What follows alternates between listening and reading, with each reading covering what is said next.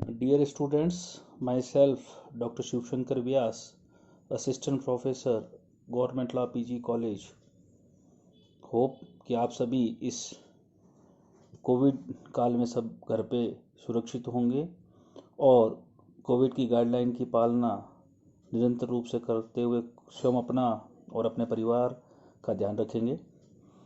चूँकि हमारी क्लासेस अभी ऑफ है और हम यूट्यूब चैनल के माध्यम से आपको आपका सिलेबस पूरा करवा रहे हैं। इसी क्रम में आज हम LLB फर्स्ट ईयर में PIL जो हमारा सब्जेक्ट है उसमें सिविल प्रक्रिया संहिता के तहत विधिक सहायता संबंधी प्रावधानों की चर्चा करेंगे। Provisions relating to legal aid under civil procedure code. जैसा कि आपको पता है कि हमने अपनी पिछली क्लासों में लीगल एड अंडर कॉन्स्टिट्यूशन यानी कि भारतीय संविधान में विधिक सहायता संबंधी प्रावधानों पर चर्चा की थी और उसी क्रम में आज हम legal aid provision under CPC civil प्रक्रिया संहिता के तहत चर्चा करेंगे।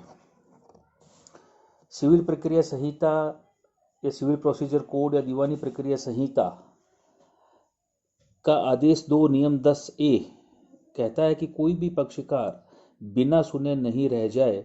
इस उद्देश्य से ये प्रावधान किया करता है कि यदि किसी मामले में किसी पक्षकार के हितों की पैरवी करने के लिए कोई समुचित अधिवक्ता नहीं है तो न्यायालय ऐसे पक्षकार के हितों की पैरवी करने के लिए अधिवक्ता नियुक्त कर सकता है।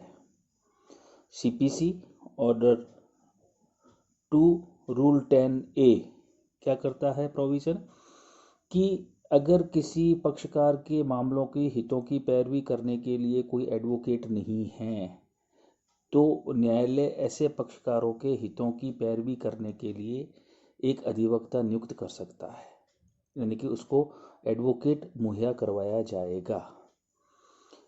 अब हम बात कर रहे हैं निर्धन व्यक्ति संबंधी, यहाँ पे हम चर्चा करेंगे, यानी कि जो CPC में लीगल एड के जो प्रोविजंस हैं उसे हम मुख्य रूप से सिविल प्रक्रिया संहिता के आदेश 33 जो निर्धन व्यक्तियों के लिए न्यायालय में वाद संस्थित करने संबंधी प्रावधान करता है उस संदर्भ में हम चर्चा करेंगे। ऑर्डर 33 कहता है कि निर्धन व्यक्ति न्यायालय में शुल्क का पेमेंट किए बिना वाद संस्थित कर सकते हैं, यानी कि ऑर्डर 33 ये प्रोविजन करता है कि अगर कोई व्यक्ति निर्धन है तो वह न्यायालय में न्यायालय शुल्क यानी कि कोर्ट फीस को अदा किए बिना वाद संस्थित कर सकता है। लेकिन इस प्रकार वाद संस्थित करने की अपने आप में एक प्रक्रिया, एक रीति इस ऑर्डर 33 के अलग अलग रूल्स में दी गई है और जिसकी चर्चा हम अपनी 2-3 क्लासों में आज करेंगे। यानी कि ऑर्डर 33 वो पूरा प्रोसीजर बताता है जहां ऐसा व्यक्ति जो निर्धन है और न्यायालय की फीस कोर्ट फीस अदा करने की स्थिति में नहीं है वह किस प्रकार से सहायता प्राप्त कर सकता है। तो सबसे पहले हम बात करें ऑर्डर 33 रूल 1 ये बताता है कि आखिर निर्धन व्यक्ति है कौन, यानी कि हम जिसकी बात कर रहे हैं निर्धन व्यक्ति को सहायता से संबंधित प्रावधानों की, कि हम किसे निर्धन व्यक्ति मानेंगे या कौन व्यक्ति निर्धन व्यक्तियों की श्रेणी में आएंगे।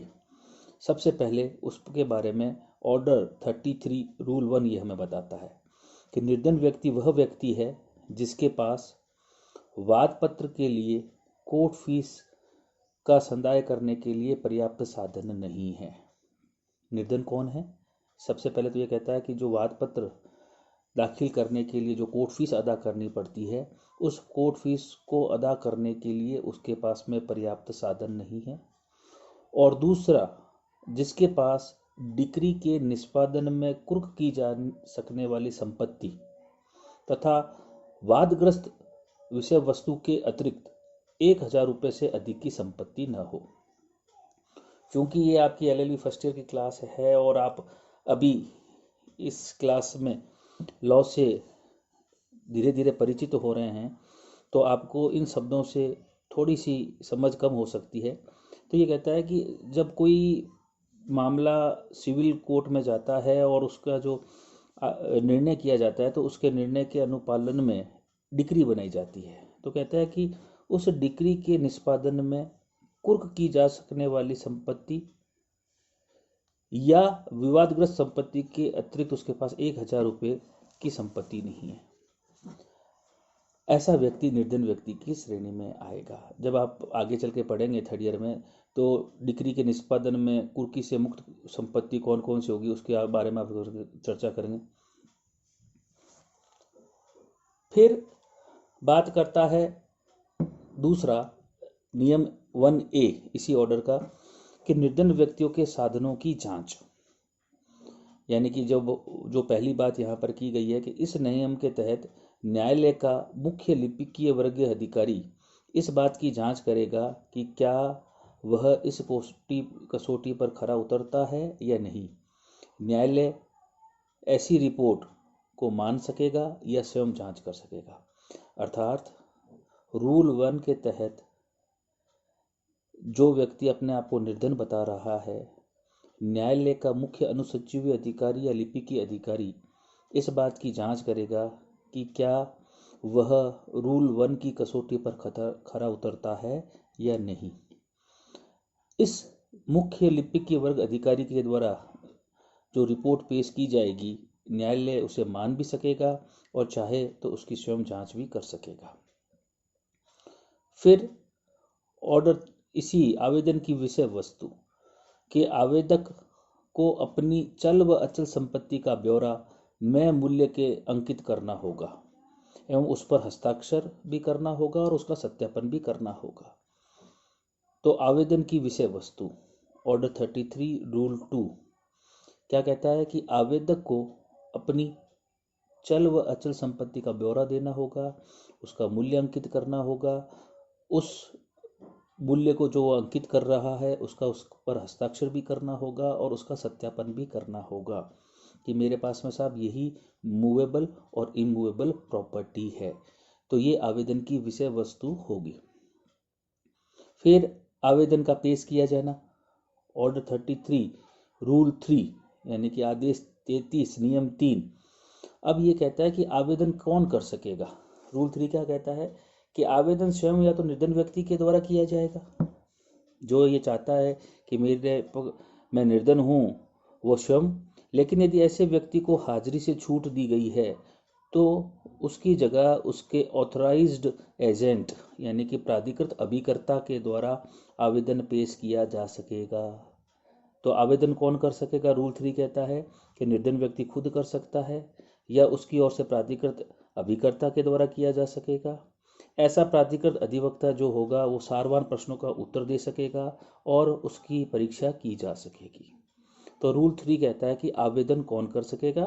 तो निर्धन व्यक्ति खुद कर सकेगा या उसकी ओर से कोई उसका अभिकर्ता जो है वह क्या कर सकेगा, आवेदन कर सकेगा। ऑर्डर 33 रूल 4 आवेदन की जांच। अर्थात न्यायालय ऐसे आवेदन का गुण अवगुण के आधार पर यानी कि ऑन मेरिट जांच करेगा। यदि ऐसा आवेदन प्राधिकृत अभिकर्ता के द्वारा किया गया है तो ऐसी जांच कमिश्नर के जरिए करवाई जाएगी। तो यहाँ तक की बात समझिए। ऑर्डर 33 सबसे पहले रूल 1 ये बताता है कि निर्धन व्यक्ति कौन है। फिर ये बताएगा निर्धन व्यक्ति जो कह रहा है उसके साधनों की जांच रूल 1A में की जाएगी। ये जांच न्यायालय के किसी मुख्य लिपिक के वर्गीय अधिकारी के द्वारा की जाएगी। आवेदन की जो कंटेंट होगा यानी कि आवेदक को अपनी मूवेबल और इमूवेबल प्रॉपर्टी का ब्यौरा में मूल्य देना होगा। फिर उसके द्वारा आवेदन यानी कि आवेदन कौन कर सकेगा, आवेदन वो खुद कर सकेगा या उसकी ओर से किसी प्राधिकृत अभिकर्ता द्वारा किया जा सकेगा। जब यह इस प्रकार का आवेदन कर दिया जाएगा तो न्यायालय के द्वारा ऐसे आवेदन की जांच की जाएगी।